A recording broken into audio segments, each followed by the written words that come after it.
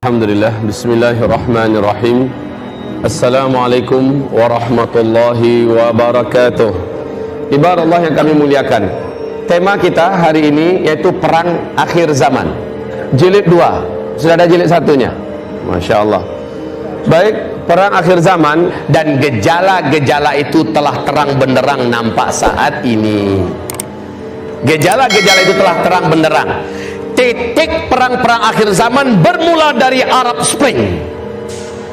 Bermula dari Arab Spring, ya. Sampai saat ini standar kekacauan di muka bumi yang semakin meluas dan semakin eskalasinya semakin bertambah rapat dan bentuknya juga semakin bertambah hebat adalah ketika negeri Syam dilanda oleh fitnah. Fitnah Syam itu apa namanya? Syam apa namanya? Syria itu Syam, apa lagi? Palestina itulah otak jantungnya Syam, Palestina, ya. Lebanon, Yordania pinggiran Syam istilahnya. Wal fitan bisyam. Standar fitnah akhir zaman itu adalah negeri Syam, yaitu Suria, Palestina. Dan Rasul bersabda, "Idza fasada ahlus Syam fala khaira fikum." Kalau penduduk negeri Syam sudah rusak, negerinya sudah rusak, ya, rusak dalam artian mereka dicincang, mereka dibakar, mereka ditangkap, mereka dibunuh, rumah-rumahnya dihancurkan, masjid-masjidnya dibom, ya, mereka diusir, hewan ternaknya disikat, sawah ladangnya dihancurkan, ya, lalu mereka menjadi pengungsi, mereka hancur lebur hidupnya. Idza fasada ahlus Syam fala khaira fikum. Kalian yang ada di muka bumi, belahan mana saja, la khaira fikum, nggak akan ada lagi kebaikan bagi kalian pada masa itu, ya. Bila itu sudah kalian saksikan sejak bulan apa? Sejak Maret 2011. Sejak Maret 2011. Sekarang la haula wala quwata illa billah. Nah, yang dimaksud Rasulullah adalah fase keempat.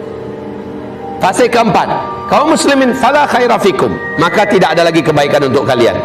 Karena apa? Hadis yang sahih.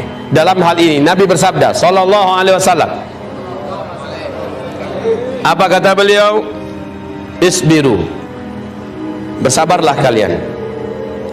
Fa innahu la ya'ti alaikum zaman, sesungguhnya tidaklah datang nanti suatu zaman kepada kalian, illa alladhi ba'dahu syarrun minhu hatta talqaw rabbakum, melainkan orang yang hidup pada zaman itu, hari-hari yang dia jalani, waktu demi waktu yang dijalaninya lebih berat dan lebih buruk dari yang telah dilewati, dan hari demi hari yang nanti akan dijelangnya, yang nanti akan disongsongnya lebih berat dari hari-hari yang sedang dia jalani. Maknanya pada masa itu keadaan makin bertambah buruk, bukan bertambah baik.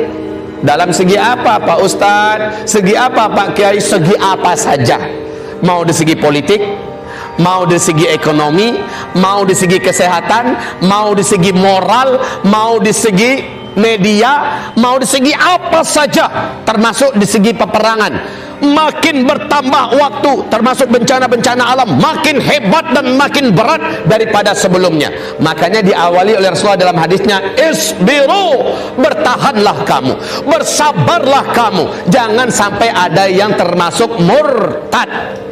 Karena beratnya ada yang iming-imingi beras umpamanya, karena beratnya ada yang iming-imingi pekerjaan, karena beratnya ada yang iming-imingi pangkat jabatan, karena beratnya ada yang iming-imingi pokoknya janji-janji dunia lah, lalu dia rela akhirnya menjapakkan agamanya, menginjak-injak agamanya, dan masuk dalam kelompok orang-orang yang munafik. Karena pada fase keempat umat Nabi Muhammad akan terbelah menjadi dua belahan besar, mukmin sebenar-benarnya mukmin, tidak ada kemunafikan, munafik sebenar-benarnya munafik, tidak ada keimanan. Dan sekarang itu sudah kita lihat. Kalau di Indonesia pasca kejadian pelecehan surat Al-Maidah ayat 51, ya, sudah mulai nampak terbelah umat ini, ya. Belahannya besar, mukmin, makin kesininya makin kuat imannya, munafik makin kesininya makin terang-terangan menunjukkan kemunafikannya. Baik, fase keempat maka lebih berat dari fase sebelumnya. Maka dengan hadis ini kita dapat meyakini bahwa fase ini akan lebih tahun ini akan jauh lebih berat daripada tahun sebelumnya. Lihat aja, sama-sama kita saksikan, sama-sama kita akan jalani, Pak. Peperangan juga diprediksi besar, peperang-peperang besar, rami, masif terjadi hampir di seluruh dunia. Lihat kemarin di pemberitaan TV One juga, Rusia telah pamer senjata. Ada lihat nggak? Rusia telah memamerkan senjata-senjata tercanggihnya, senjata-senjata terbaru, dan Rusia menyatakan siap perang melawan Barat. Dan Rusia tidak malu-malu dan juga tidak sedikit pun gentar menyebutkan nama Amerika Serikat. Walaupun melawan Amerika sekalipun, Rusia menyatakan siap. Masya Allah. Ya, loh, Ustadz menyampaikan itu kan ada dalilnya hadis. Iya, dari semua hadis yang banyak itu Ustadz, panduan yang paling nyata bahwa perang akan banyak terjadi. Startnya kapan Ustadz? Tadi saya katakan ketika terjadi Arab Spring, ya. Tetapi dalam hadis yang sangat terang, dan ini adalah titik tolak atau starting point, Nabi mengatakan apabila penguasa Hijaz di mana? Hijaz di mana? Penguasa Mekah, Madinah, Taif dan sekitarnya itu Hijaz. Apabila, berarti Saudi enggak itu?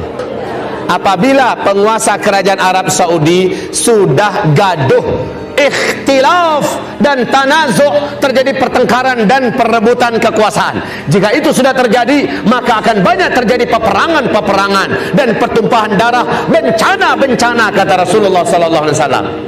Nah, yang dituduhkan kepada saya, yang diviralkan ceramah saya yang 1 jam 6 menit, di situ ada 2 menit saya menyebutkan peluang-peluang seluruh dunia termasuk Indonesia mengalami keributan. Nah, kaum muslimin yang kami muliakan, ini berangkat dari hadis global ini. Rasulullah SAW menyebutkan bahwa kekacauan, peperangan, bencana-bencana besar di seluruh dunia akan terjadi jika penguasa kerajaan Arab Saudi sudah berebut mempertengkarkan kekuasaan.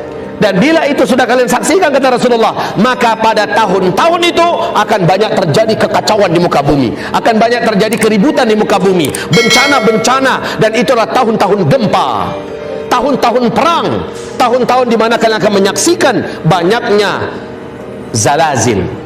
Ya, la haula wala quwata illa billah. Hasbunallah ni'mal wakil, ni'mal maula wa ni'man nasir. Pembahasan kita fokus di fase keempat, masuk waktu asar.